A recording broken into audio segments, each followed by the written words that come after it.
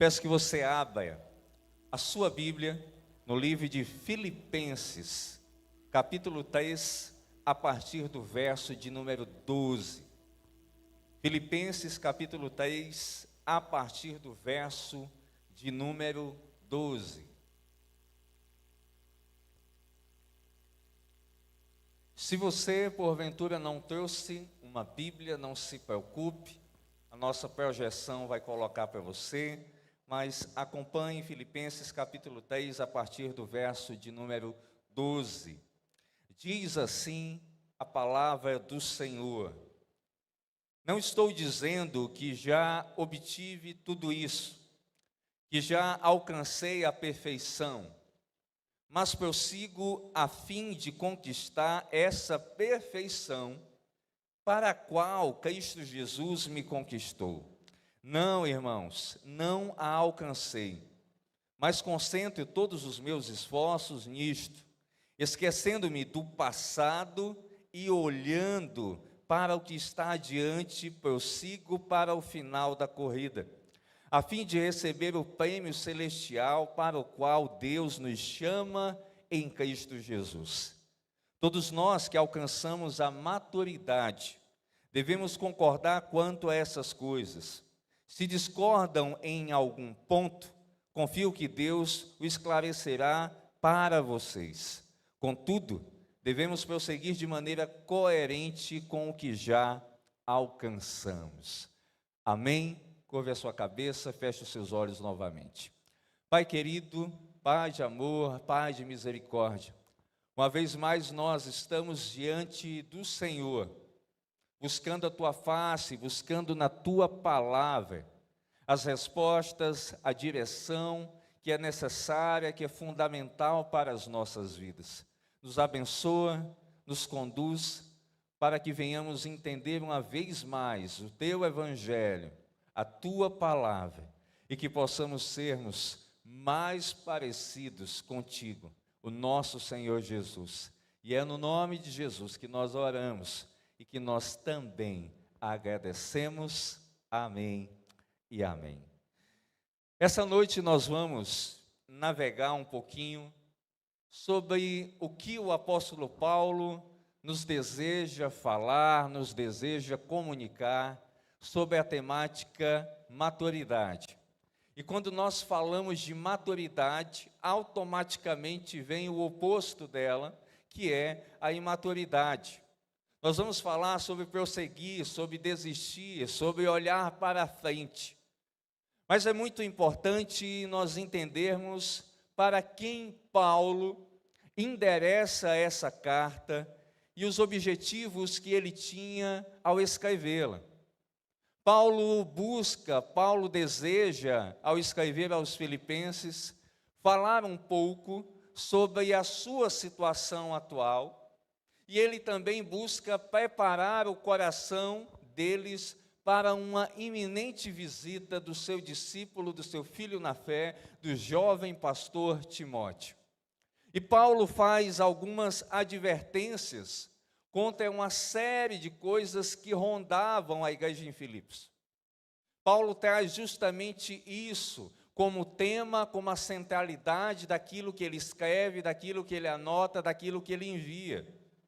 E ele diz que esses perigos, que essas coisas, elas poderiam colocar em xeque a moral e a fé do Evangelho, da boa notícia, do amor de Deus através da mensagem redentora e de sacrifício de Jesus. Só que o principal objetivo de Paulo era estimular naquelas pessoas um espírito de unidade. E Paulo aqui tem uma tarefa de ir contra algumas coisas que vão ser contrárias a um espírito de unidade dentro de uma igreja, dentro das nossas casas, ou em qualquer lugar que nós estejamos convivendo com outras pessoas. Paulo destaca a perspectiva de que o egoísmo e que a arrogância são fatores que atrapalham, que dificultam a unidade de ser, de fato, demonstrada através das nossas vidas. E Paulo vai apelar, ele vai trazer à memória das pessoas o exemplo de Jesus. ele apela, ele diz àqueles irmãos que eles coloquem os interesses dos outros à frente, acima dos próprios interesses pessoais que eles tinham. E Paulo traz isso, Paulo deseja que esses irmãos não sejam marcados, não sejam conhecidos por serem irmãos egoístas, por serem irmãos arrogantes, mas irmãos que são conhecidos por um caráter que demonstra, que espelha misericórdia, amor, graça e perdão. É isso que Paulo deseja. E quando Paulo escreve essa carta, Paulo está numa situação complicada, Paulo está preso. E estar preso é estar isolado, é estar afastado de quem nós amamos e dos objetivos, sonhos e planos que Deus colocou no nosso coração, ou até mesmo que nós venhamos a traçar. E Paulo estava esperando o seu julgamento. Só que Paulo é uma figura diferente da gente, é uma figura diferente de qualquer outra pessoa. Mesmo ele estando preso, Paulo transmite, através daquilo que ele escreve, através das suas orações e através do seu testemunho, alegria. Ele transmite amor. E ele transmite um coração totalmente dedicado, não ao estado que ele está de isolamento, mas ao Deus a quem ele serve. E quando nós falamos de maturidade, eu citei há pouco que nós temos o oposto, que é a imaturidade. E todos os dias nós podemos ver isso de forma clara e retratada em alguns aspectos da nossa própria vida, em aspectos das pessoas com as quais nós convivemos em casa, nas amizades que nós temos e até mesmo, pasmem, na igreja. E Paulo é aquele homem, é aquele camarada que ele não tem medo de ninguém, de nada, ele só tem medo de Deus. E ele coloca o dedo na ferida, ele coloca o dedo no problema. E eu fico a nos perguntar em que estágio nós estamos com relação a isso. Será que nós podemos ser considerados aqui essa noite pessoas que estão no bloco dos maduros ou pessoas que estão no bloco dos imaturos? Paulo também traz questões sobre o estágio da nossa vida cristã. Ele traz questões sobre o nosso real desejo na jornada, na caminhada da fé. Ele pergunta, através dessa carta, para o nosso coração: você está prosseguindo? Você está estagnado? Vocês são pessoas que realmente almejam, desejam conhecer a Jesus e passar a eternidade com Ele? São essas questões que Paulo vai desenvolvendo aqui. Mas nós bem sabemos que viver nesse mundo, viver nessa sociedade, o conceito de maturidade para as pessoas com as quais nós convivemos é diferente.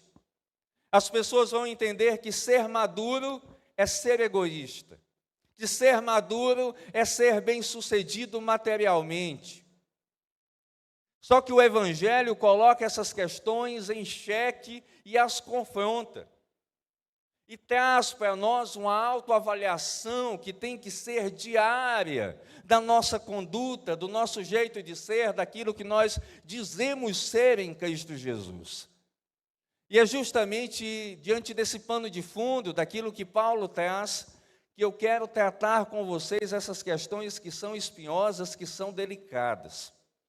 Quando nós olhamos o verso de número 10 e o verso de número 11, você vai ver o que Paulo diz, e ele traz o seguinte: quero conhecer a Cristo e experimentar o grande poder que o ressuscitou.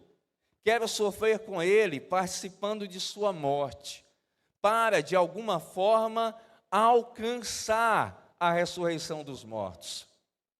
Paulo destaca aqui o seu desejo pessoal, ele destaca a sua vontade. Ele diz isso de forma bastante clara. Só que eu destaco aqui 3 palavras fundamentais nesses 2 versos que o apóstolo Paulo traz para a gente: conhecer, experimentar e sofrer. Paulo diz que o seu maior desejo, ou seja, não tem nenhum outro desejo acima desse, consiste nisso: viver para Jesus, ser semelhante a Ele, e ele quer conhecer e viver ardentemente para isso. Contudo, o apóstolo Paulo, nos versos seguintes, ele vai tentar demonstrar para as pessoas que esse desejo, que essa vontade, que esse almejar da perfeição, não é que ele já estava num patamar superior, não é que ele já era perfeito, não é que ele já era sem defeito e sem falhas. Ele vai buscar explicar isso aos irmãos e às irmãs nessa igreja. Só que quando Paulo adentra no verso de número 12, ele destaca novamente e ele diz: eu não alcancei a perfeição. Paulo está dizendo: só irei ser perfeito quando ressuscitar dos mortos, quando eu for glorificado em Cristo Jesus.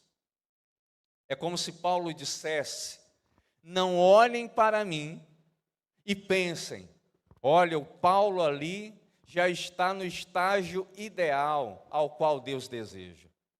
Paulo deixa claro a esses irmãos, a essas irmãs, o seguinte: eu ainda luto contra o pecado. Eu ainda tenho conflitos com a minha natureza, contra o meu eu, contra as minhas vontades, contra os meus desejos.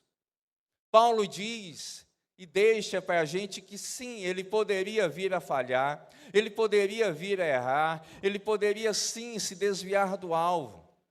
Paulo não é alguém que olha para si e já se acha o maioral. Paulo em nenhum momento ele se auto-engana sobre onde ele está e sobre as falhas que ele pode porventura cometer.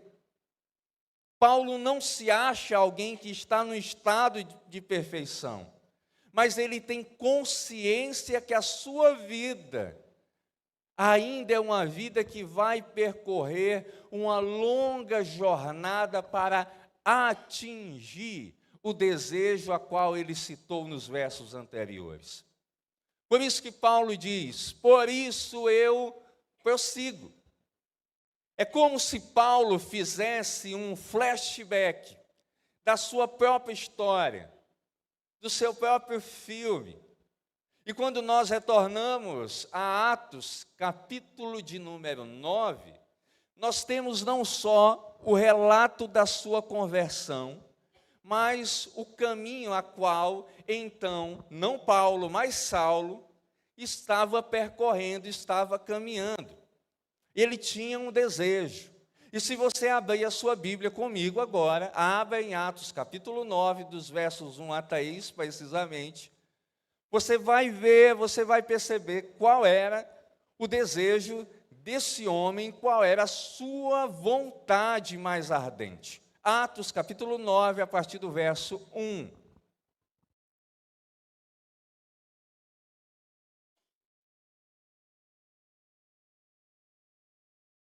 Enquanto isso, Saulo, motivado pela ânsia de matar os discípulos do Senhor, procurou o sumo sacerdote.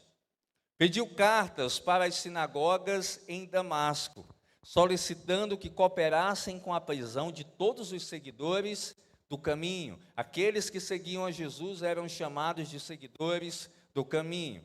Homens e mulheres que ali encontrasse, para levá-los como prisioneiros a Jerusalém.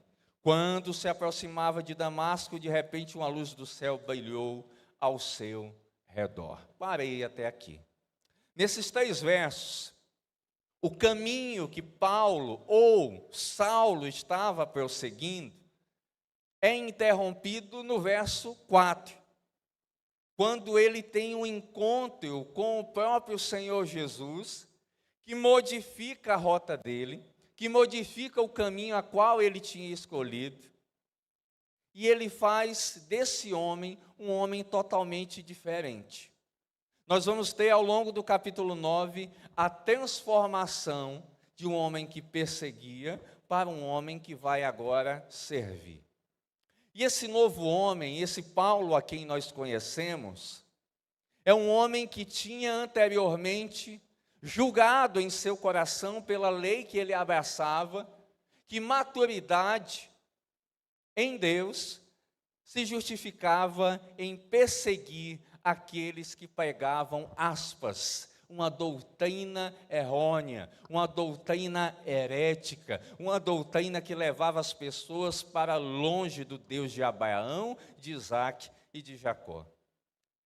E Paulo muda a sua chave, sabe aquela mudança de chave que a gente tem na vida? Aquele insight que de repente a gente tem um encontro com algo e as coisas mudam. Paulo tem esse encontro com Jesus, aquele que muda toda e qualquer chave, e ele faz que ele compreenda a maturidade como servir a Jesus. O lema, o mote de Paulo agora é: servir a Jesus é a real e a profunda identidade na minha vida.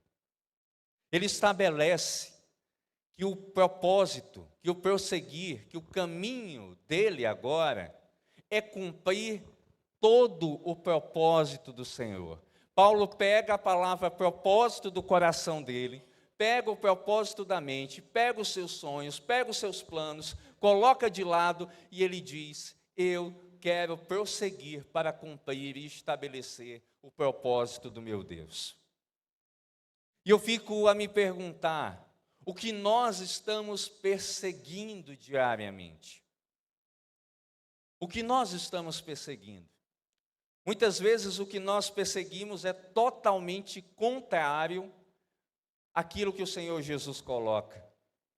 Os nossos sonhos, os nossos ideais, assim como Saulo, eles não coadunam, eles não se igualam, eles não se misturam, eles não se juntam com o propósito de Deus. E Paulo está dizendo aqui que Jesus, nesse encontro, que o muda de rota, que transforma a chave da sua vida, o conquista, o traz para si, é quase com a linguagem de guerra. É um soldado que é tirado do exército inimigo e é colocado agora no exército aliado, no exército de Deus. E Paulo, como bom soldado, ele bate continência para Jesus e ele quer perseguir agora a perfeição que Deus estabeleceu.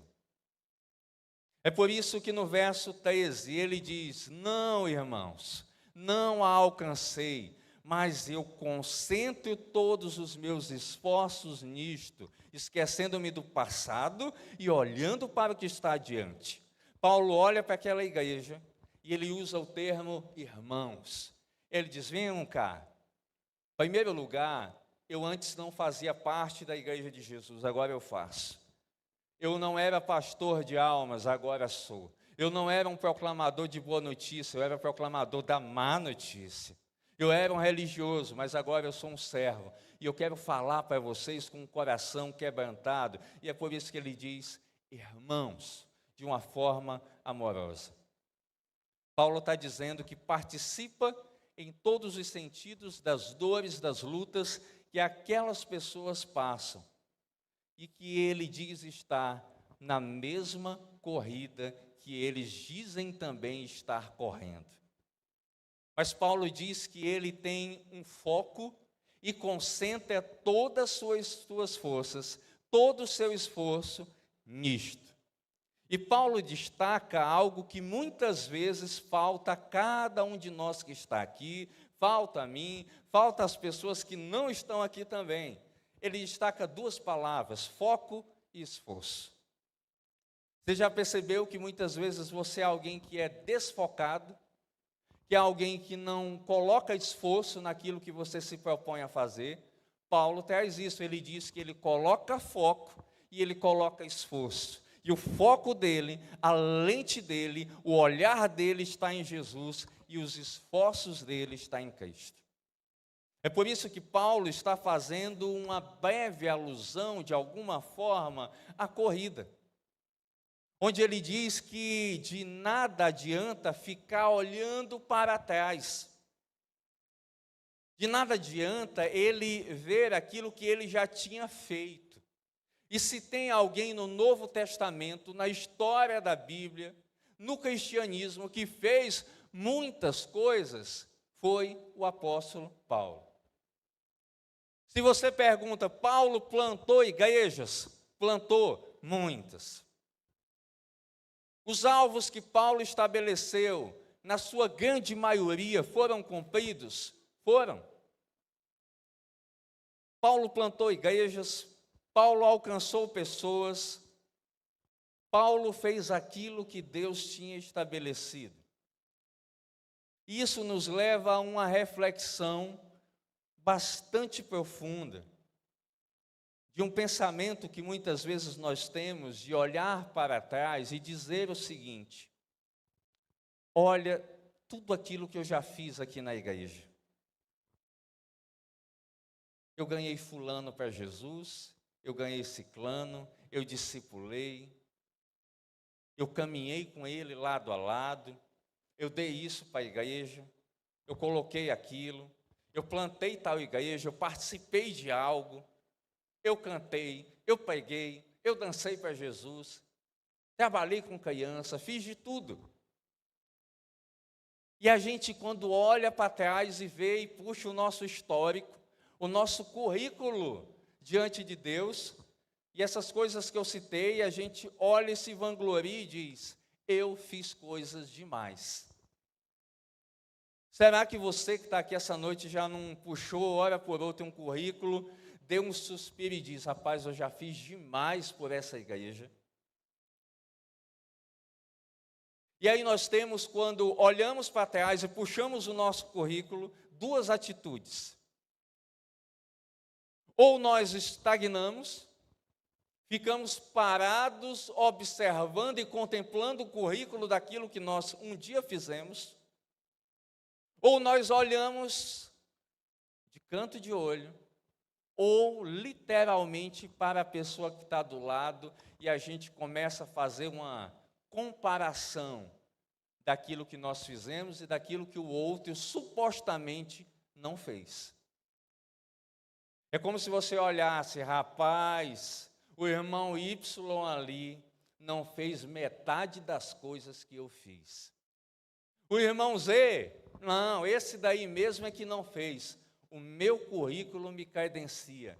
Eu já trabalhei demais, eu fiz muito. Só que esse mesmo Paulo que plantou igrejas, esse mesmo Paulo que discipulou, que deu a vida por Jesus, ele faz diferente.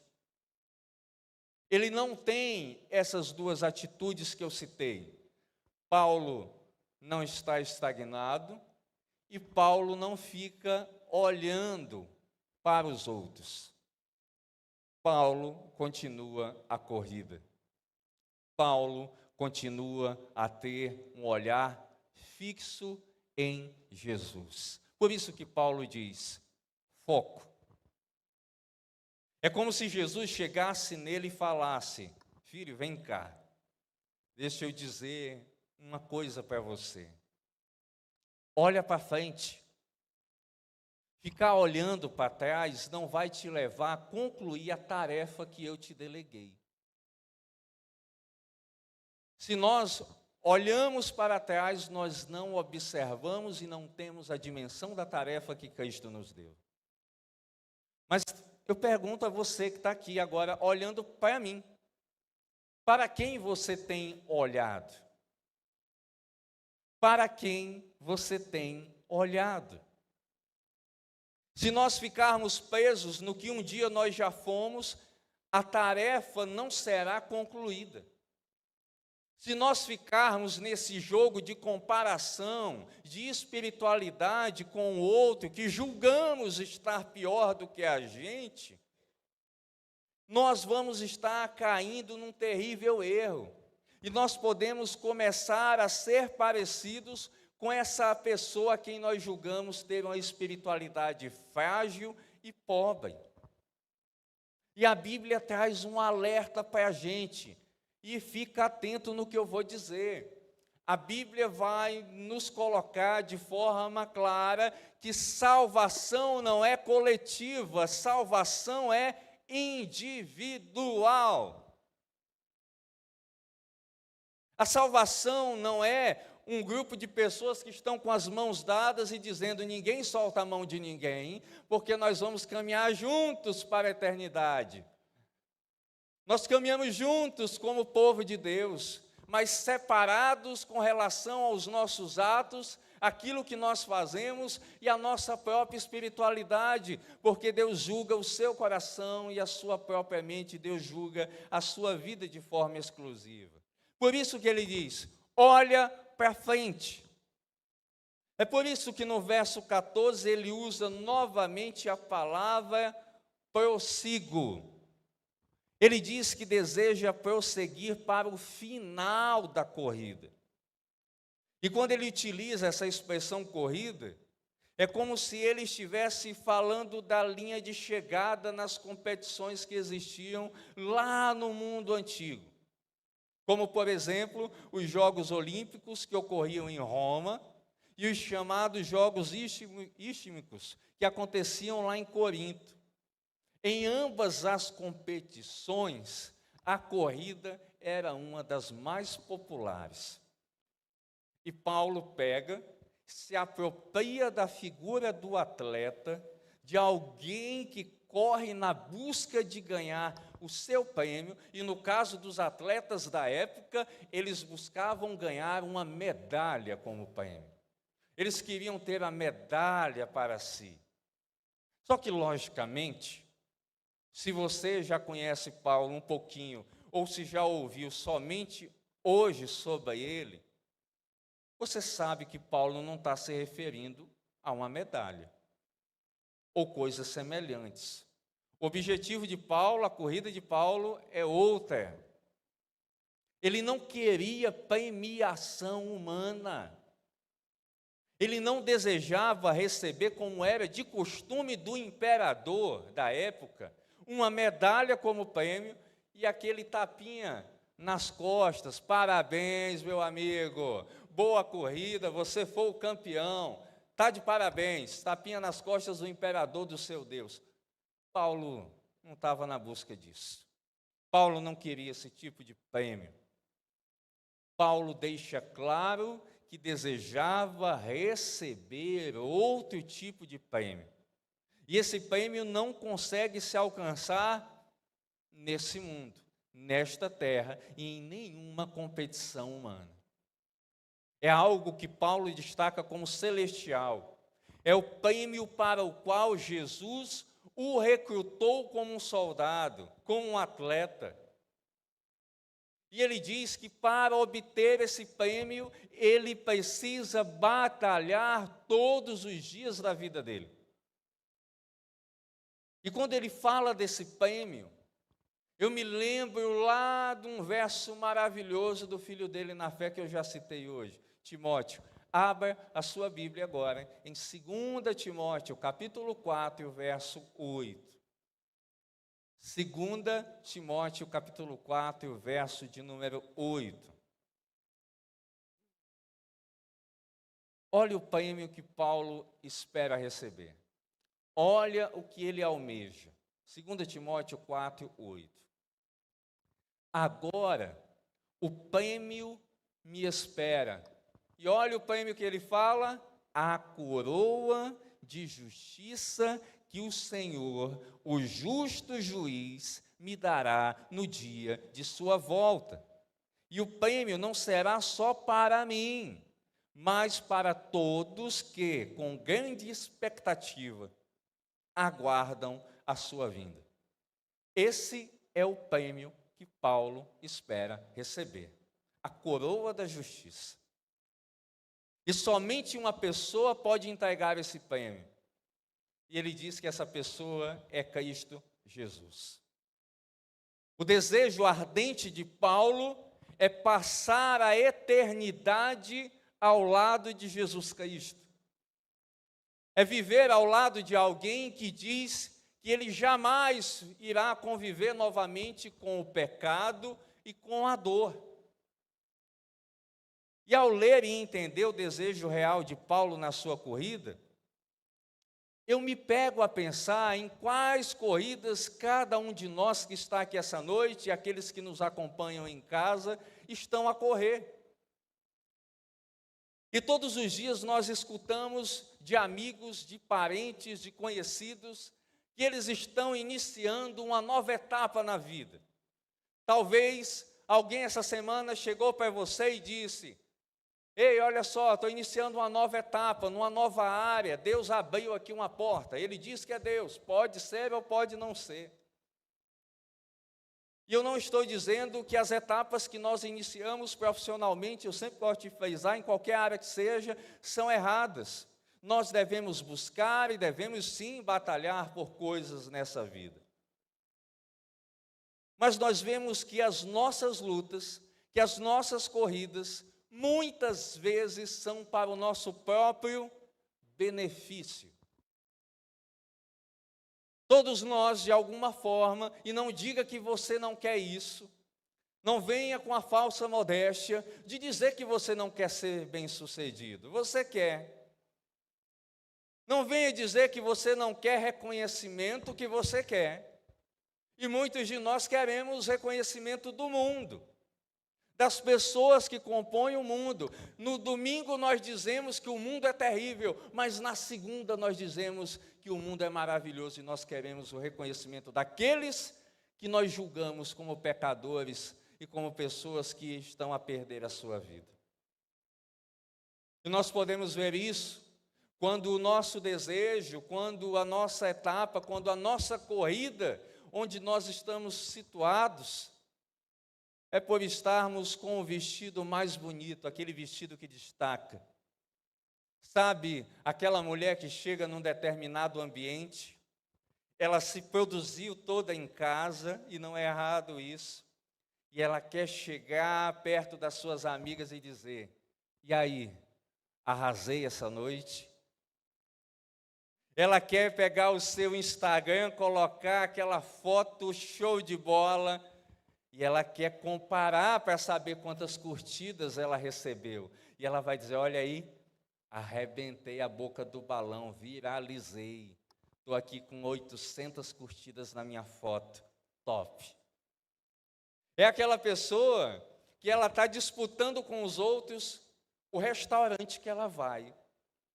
Ela chega e diz: tu foi aonde essa semana almoçar? Não, eu comi um PF ali perto do Mateus. E aí a pessoa pergunta: e tu? Não, eu estava lá no Coco Bambu.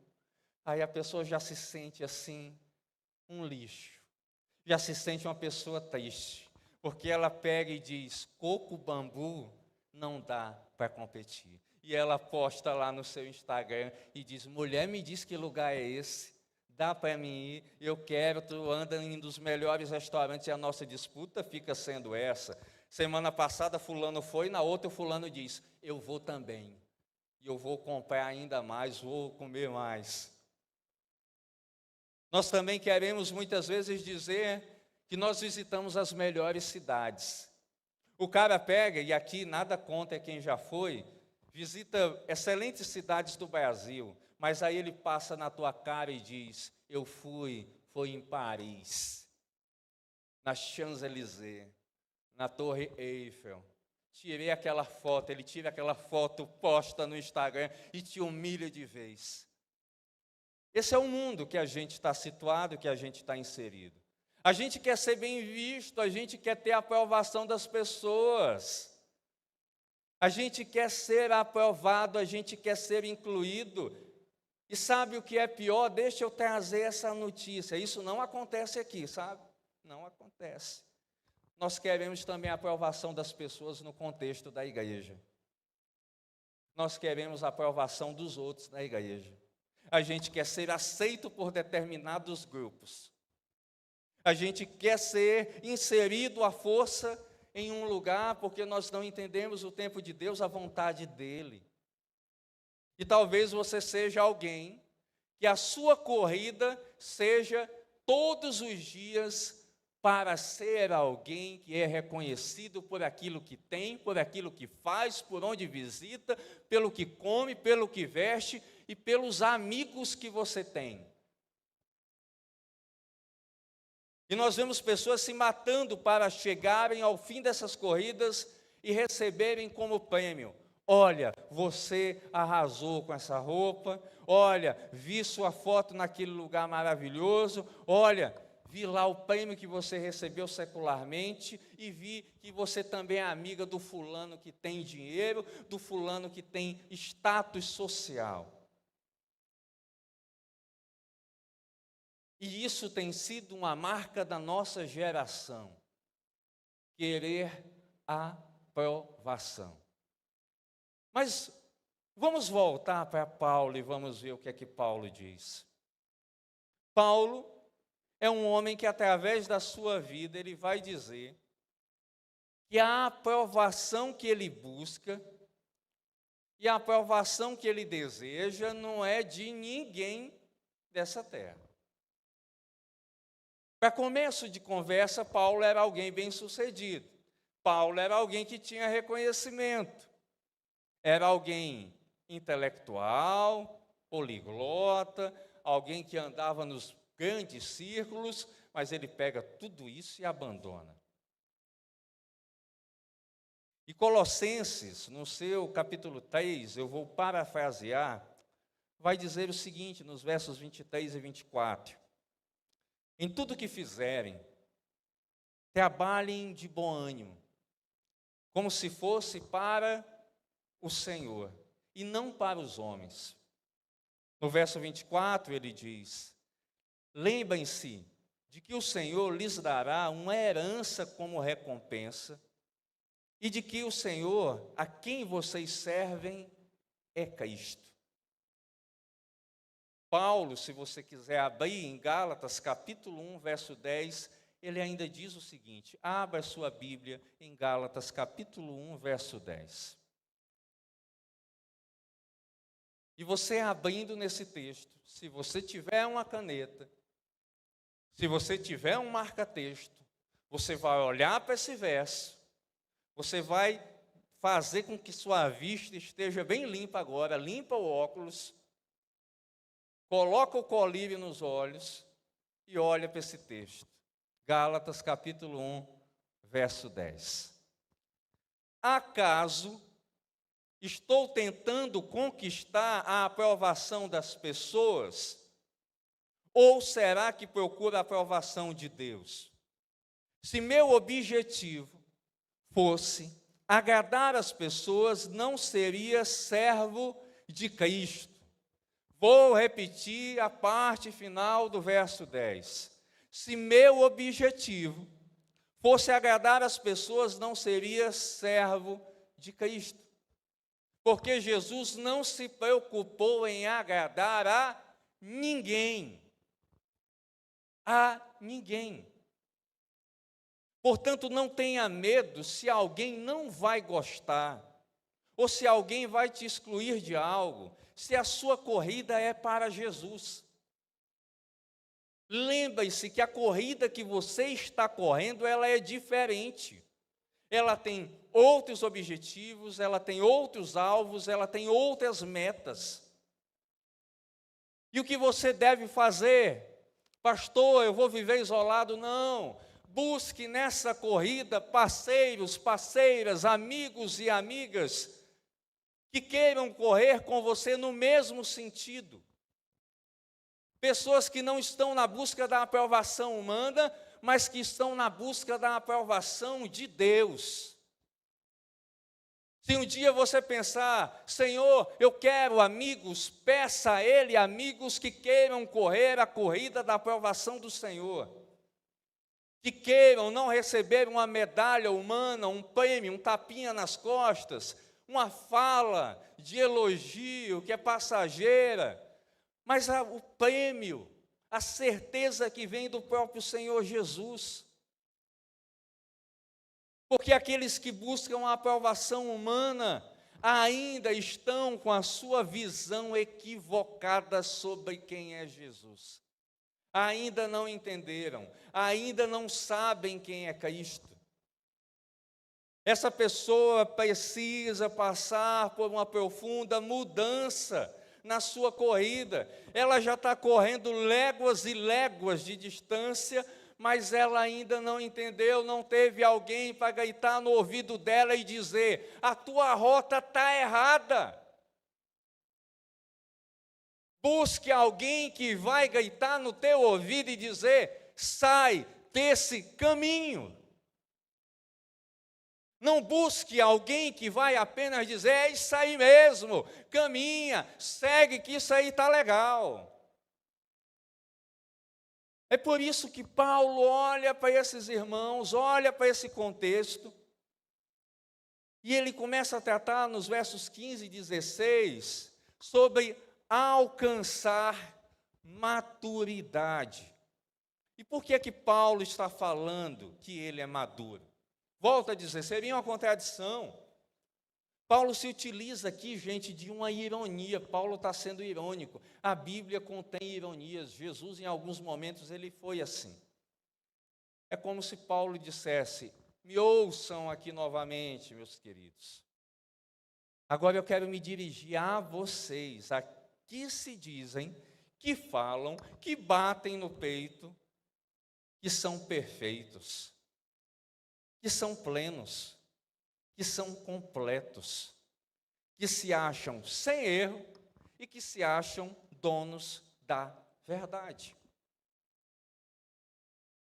Mas o que Paulo está dizendo é: vocês apenas acham que são perfeitos. E algo que eu dizia no panorama é que a Bíblia não trabalha com achismo. A Bíblia trabalha com sim e não. Por isso que Paulo é irônico com eles. E ele diz: se vocês são maduros, se vocês são teleios, que é a palavra grega, completos, perfeitos, a marca dessa maturidade, a marca desse ser completo, dessa perfeição, é não reconhecer que você possui maturidade completa.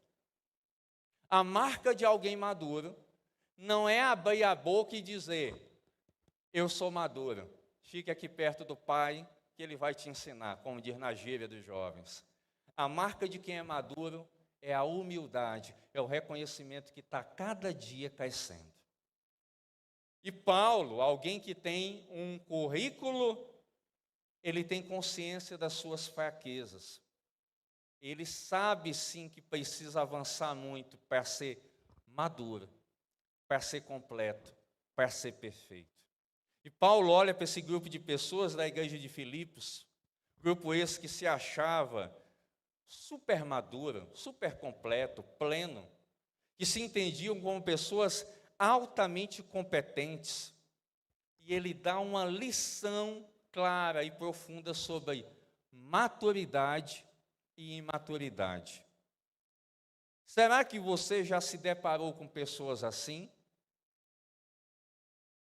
Será que você já encontrou pessoas dessa forma? Será que você ou eu não somos pessoas imaturas? Normalmente, quem se depara com pessoas assim, elas te olham de cima a baixo, e é como se dissessem: olha ali, fraco. Olha ali, incompetente. Se fosse eu, fazia totalmente melhor. Você já encontrou alguém assim? Nas suas rodas de conversa tem gente que fala assim. Não sabem lidar com a vida. Não conhecem. São pessoas que têm sempre as respostas certas, as decisões certas, pois afinal de contas elas estão certas no seu coração de que atingiram a maturidade. E Paulo é aquele cara chato que ele estraga com o clima da festa. Sabe? Ele é assim. E ele diz e exorta justamente essas pessoas que se julgam maduras, mas que na verdade estão no bloco das imaturas. E a palavra imatura no original destaca os seguintes aspectos de alguém assim: infantil, inexperiente, sem discernimento e sem compreensão. Vou repetir para você: infantil, inexperiente, sem discernimento e sem compreensão. Esse é o oposto de alguém que é madura. A nossa sociedade, os grupos aos quais nós convivemos, ou nós mesmos, em muitos momentos somos cheios, carregados de imaturidade. Pessoas que não aceitam um não. A gente diz que somente criança ou os nossos filhos adolescentes não aceitam não, mas tem muito adulto que quando ouve um não, é pior do que um menino de 13, 14 anos. Pessoas que não aceitam correção, que querem um relacionamento pautado na conveniência, que se você pega, não chama ele para um lugar, me excluiu, pastor. Antes ele me levava para comer hambúrguer na praça, aquele grupo de pessoas agora não me leva mais, pastor, não gostam de mim. Cresça, meu filho. Ah, pastor, ele passou na igreja e não olhou para mim. Meu querido. Ah, pastor, eu achava que ele só iria me dizer coisas bonitas, mas um dia ele disse algumas verdades para mim. Relacionamento que não tem transparência, que não se aguenta quando há sinceridade, não presta. Se a pessoa só disse que tu é bonito, lindo, cheiroso, maravilhoso, toma cuidado. Toma cuidado, principalmente se você não for nenhuma dessas coisas, bonito, lindo e cheiroso. Essa pessoa está te enganando, ela quer alguma coisa de você. Olha no espelho assim, diz, a pessoa é feia. Se ela dissesse pelo menos que tu está arrumado, era outra coisa. Cuidado. Cuidado com as pessoas que são superficiais. Tem gente que senta numa mesa para conversar com você, não sai uma palavra sobre Jesus, mas sai sobre tudo. Ele sabe a escalação do Flamengo, não é só você que é flamenguista, é o corintiano, é o São Paulino, qualquer um, mas não sai uma palavrinha sobre Jesus. Mas são pessoas que não estão preparadas para buscar, alcançar a maturidade que na perspectiva bíblica, alguém que tem raízes e raízes profundas, deseja buscar, deseja sempre progredir, sabendo de onde veio, de onde Jesus o tirou e onde Jesus quer colocá-lo. Mas Paulo também fala a esses que não são maduros o seguinte: tudo tem um limite. Às vezes nós falamos, nós ensinamos, e quem é pai vai se identificar comigo, a gente diz, fala conselhos para os nossos filhos, que é como se a gente tirasse todo dia um saco de conselhos. Mas você já percebeu que parece que às vezes entra por um ouvido e sai pelo outro? Isso acontece também com adultos.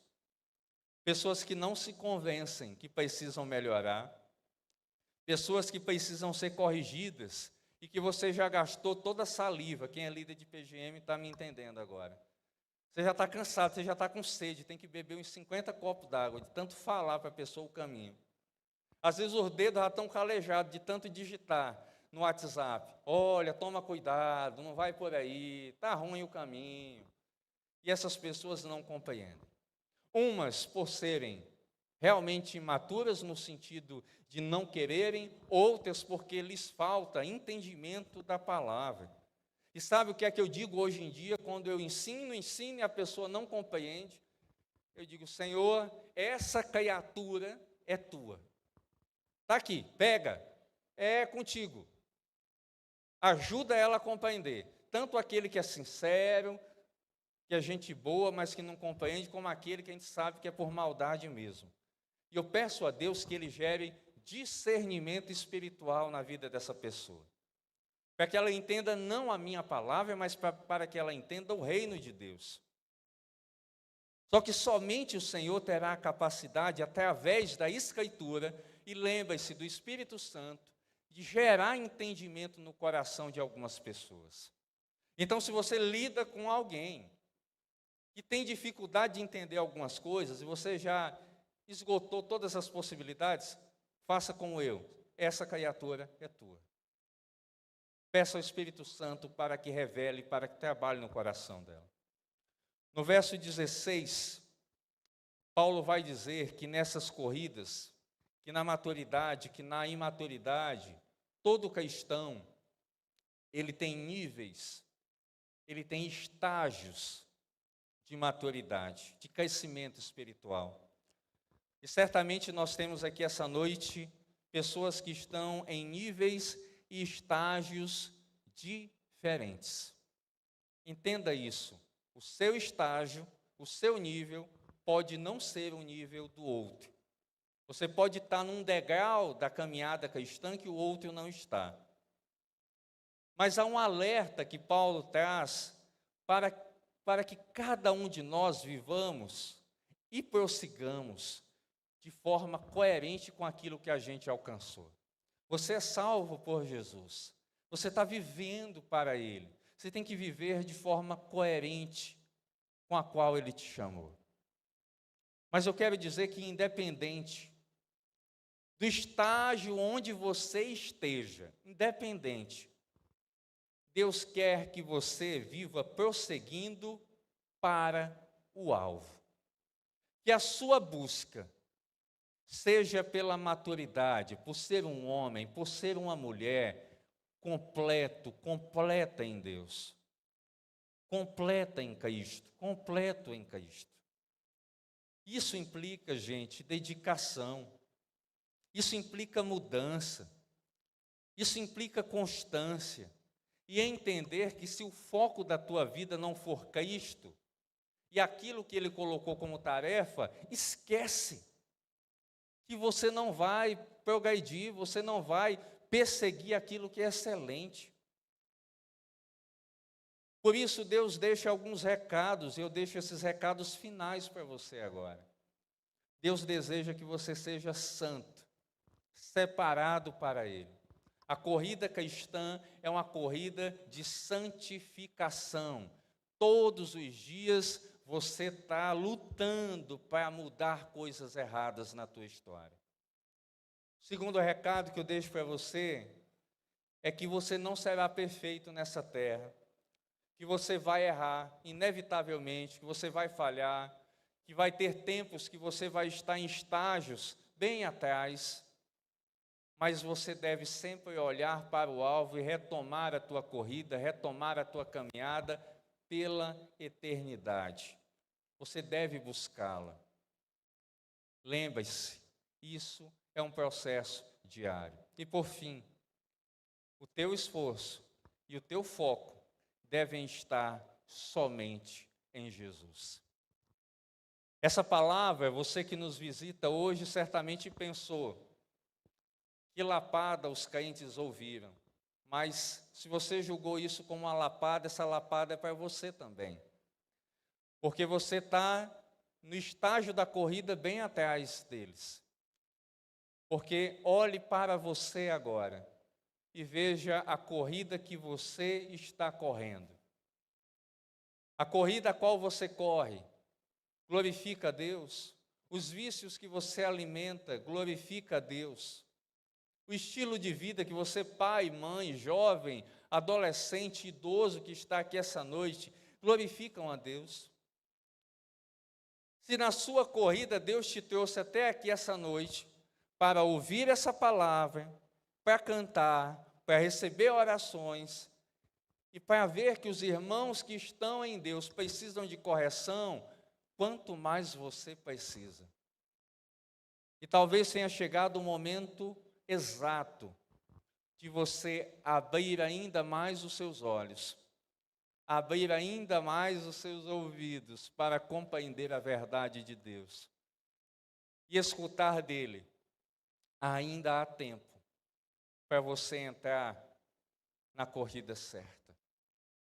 E o meu desejo essa noite é que todos nós, sejam aqueles que estão em Cristo ou aqueles que não estão, estejam correndo por Jesus e para Jesus.